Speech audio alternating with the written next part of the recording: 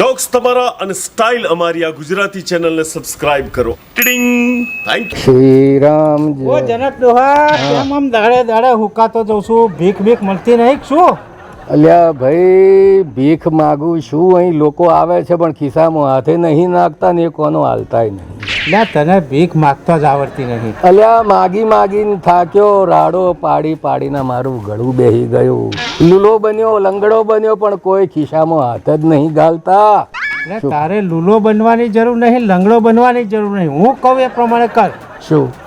જો ભીખ માગવા જાઉં ને તો એક સરસ મજાનો મોટો બંગલો ખોર નાખ, અને એક બંગલો ગાર્ડન વાળો, આગળ ગાર્ડન હોવું જોઈએ. હા, પછી તો જઈને શેઠવાણીના ઘરને હોમે બેસી જવાનું ગાર્ડનમાં, અને તો ઘાસ ખાવાનું. એટલે તું મને ઘાસ ખાઈને જીવવાનું? એટલે હું કરું છું એમ જ. એ ઘાસ ખાઈશ ને એટલે શેઠવાણીના મનમાં જોશે, એટલે તને દયા આવશે. હા, અને દયા આવશે ને એટલે તને ખાવાનું આપશે. હું કરું છું એમ જ. દાદાથી કોઈ ખાવાનું નહીં આવ્યું બેન. અરે ભાઈ, આ શું કરો છો? ભૂખ લાગી છે. હું તમારા માટે જમવાનું લાવું છું બહુ ભાઈ. ભૂખ લાગી છે બેન. હા હા ભાઈ, અહીંયા જ બેસજો. હા, હું તમારા માટે લઈ આવું છું ભાઈ.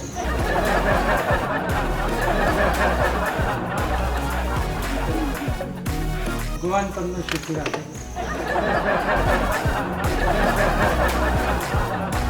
હા, એટલે જ તો ખાઈને પાડા જેવો થયો છું. આઈડિયા હારો આલ્યો તે. આઈડિયા એક બંગલો ખોળું જેમાં આગળ ઘાસ વાળું ગાર્ડન હોય. આઈડિયા.